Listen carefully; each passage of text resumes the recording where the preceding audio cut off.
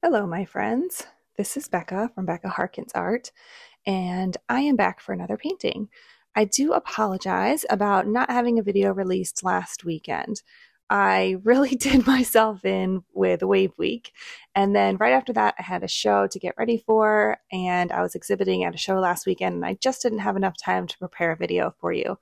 So I do apologize, but to make up for it, I am going to be doing a very large painting in today's video. This is a 2-foot by 3-foot canvas that's 24 inches by 36 inches.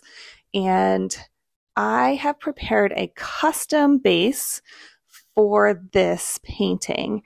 That is like a dusty teal color. I love my neutral colors, and I have been using just the paint straight out of the tube since I've taken Olga's class because I don't want to complicate the process too much. But I really missed my custom colors. So for this painting, I got back to mixing my own colors, and I will tell you what I used to mix the colors, but I don't have exact ratios. So you can check that out in the description. I will just list what I'm calling the colors here, but I will list out the ingredients that I use to mix them in the description. The first color that I'm putting down for my lines is Amsterdam Titanium White. And the second color that I'm going to put down is a custom magenta color.